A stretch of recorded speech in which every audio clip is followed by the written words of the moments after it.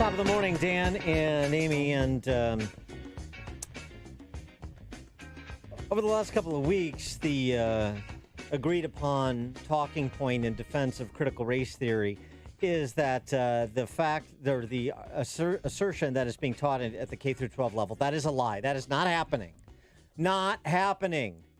And this is nothing more than one philosophical construct that is taught in some law schools as a way to, understand the dynamics of power in the world. Again, it's not me saying it. Here's the vaunted Randy Weingarten at the AFT Confab on critical race theory. Let's be clear. Critical race theory is not taught in elementary schools or middle schools or high schools. It's a method of examination taught in law school and in college that helps analyze whether systemic racism exists. Kimberly Crenshaw, Columbia Law School, on the equally vaunted Joy Reid show. Ha ha ha. She is the woman credited with intersectional theory. Here's Professor Crenshaw on critical race theory. I'm one of the co-authors of one of the few books on critical race theory. I think I would know if we were being taught in K through 12. Basically, critical race theory, classic critical race theory, is a law school course. Not happening. So you could imagine my surprise when I saw at that same American Federation for Teachers Union confab there an interview of one Henry Rogers, a.k.a. Ibram Kendi, by one of the AFT functionaries, in which he offered this introduction of Kendi's new book, Stamped, done in conjunction with another race hustler named Jason Reynolds, called, that is for children, explicitly for children. Our goal is to get copies of this book into the hands of middle and high school students across the country to inspire them to have courageous conversations about racism. Also, how they can become anti-racist themselves and help create anti-racist schools and communities. Oh, now we're okay. Now I know what you're going to do. You're going to do a Joy Reid on me. You're going to say, he's not a critical race theorist. He's an anti-racist theorist. And so that doesn't count. Okay. It's not happening, though. No, it's not happening, and certainly not happening at their hands. Speaking of which, here's what Ibram Kendi had to say about critical race theory, or his version of it, how to be an anti-racist.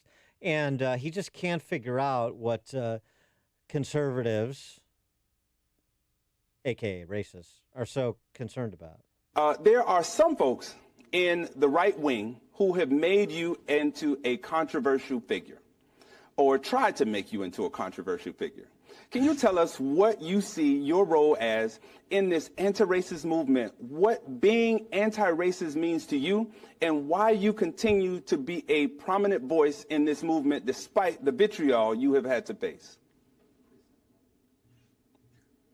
Well, I think for me, it's that we live, unfortunately, in a society of racial disparities and inequities. And certainly those disparities and inequities are harmful for adults, but they're even doubly devastating for children.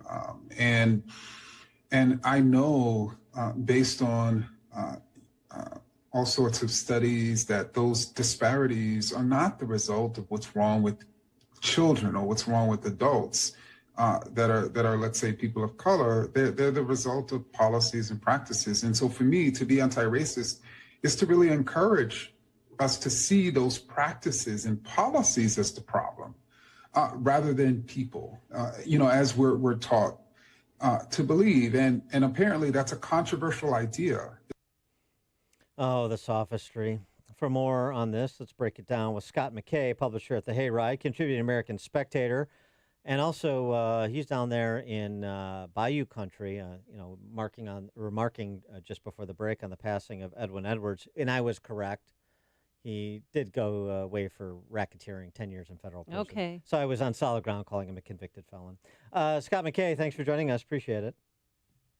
Yes, he was a convicted felon. Yeah. And he was also somebody who got away with all kinds of things before the dice finally came up snake eyes for him. I was remarking. I'd like to stick that in the mix too. Yeah, I was remarking on it because one of my favorite campaign slogans of all time when he ran against David Duke for governor, and his campaign slogan was "Vote for the crook. It's important." Right. Yeah, right. That's a classic. That was the worst state level election in American history, and it is game, set, and match to the argument about whether a jungle primary is a good thing. It's not. So just so everybody knows, don't do a jungle primary if you don't want to end up with Edwin Edwards versus David Duke, because sooner or later that's what you're going to get. Good. That's a good point. That is a good argument, a good case study. So as to Ibram Kendi, he's doing it for the kids, Scott, and I don't know what this is controversial. He's completely baffled by the controversy. Well, and at Front Page Mag late last week, Daniel Greenfield did one of the most authoritative, brutal takedowns of anyone that I've ever seen on Henry Rogers, a.k.a. Ibram X. Kendi. I mean, he went through the guy's background and basically just took his book, the anti-racism book, apart. Almost line by line, for what a complete fraud this guy is. I mean, he grew up in exactly the environment that everybody wants to see, be normal in Black America, which, to a larger extent than we're led to believe is normal in Black America. I mean, he had, two loving parents who were professionals who, succeeded as Americans. One of them was a business planner. The other's an accountant. They paid for him to go to college. And, rather than come up with something useful to do, he majored and marinated in all of this, critical theory stuff. And then ultimately, found a grift as a critical race theorist. I mean, this entire thing is nothing a way to avoid having to do real work for a living, and make some money off a scam. And we've enabled this, and now it's completely run amok. And this guy is, I don't want to call him a no-talent bum because he has a talent, but his talent is as a grifter. Right. And you really ought to read Greenfield's takedown of him because he makes it very clear. But critical race theory is a grift. Everything about it it's a complete scam, and it's a very dangerous, destructive scam at that. There's no, the people who are these scam artists that are pushing it, of course, they're not going to tell the truth about whether they're going to, whether they're doing it in the K-12 format as well as college education. I mean, it's everywhere. They're doing it in corporate training. They're now doing it in the military. They've certainly done it in pro sports and the culture and the newsrooms. And they're going to make us out to be conspiracy theorists when we point out, hey, this is what you're doing. Well, is anybody, he doesn't believe what he's scamming people, right? Is there anything to that? Well, or is he such a good actor? There's a famous line from Ghostbusters. Sure. And it's, they're interviewing Ernie Hudson for the job as the, I guess, fourth Ghostbuster, right? And it's, and it's like, hey, do you believe in astral projection and all this? He stops and says, look, if there's a steady paycheck in it, I'll believe anything you say. Mm-hmm. And I think there's a certain aspect of that to critical race theory where people have recognized what a great grift it is. And, it's like, hey, I'm convinced I can make money off of this, so, I'm good. And if you do that long enough, you start to become a passionate advocate of something that you initially, knew was a scam that you could just get in on. Yeah, it's basically being a race gangster, right? It's, First you Of get course it is. first you get the money, then you get the power, then you get the women, sort of thing. Yeah. No, there's no question. Right. But so the question is what to do about it for conservatives, and this is becoming a bit of a debate. An interesting piece by Chris Rufo, who's been at the front of the skirmish line on this over at Manhattan Institute, City Journal, and this is in response to criticisms of governors who have moved to ban critical race theory from being part of the curriculum in K through 12 public schools in their states, or in the case of Arizona, ban its usage in state government, for example. And the argument advanced by David French and Thomas Chatterton Williams is basically the typical free marketplace of ideas argument. We don't want to eliminate it. We don't want to be in the business of banning. We want to be in the business of confronting and conquering through the better argument, building the better intellectual mousetrap, as it were. And Rufo argues that by defending phantom freedoms, intellectuals are ushering in concrete tyrannies. In other words, you don't have a marketplace of ideas in these K through 12 school systems. So when you say don't ban it, but have a marketplace of ideas, you're not going to get a marketplace of ideas. You're just going to get critical race theory. There's going to be no tolerance for dissent. And so you're going to be facilitating the imposition of these mini authoritarian regimes in K through 12 school systems. Well, what does a marketplace of ideas look like when you're educating third graders? They're 8 years old.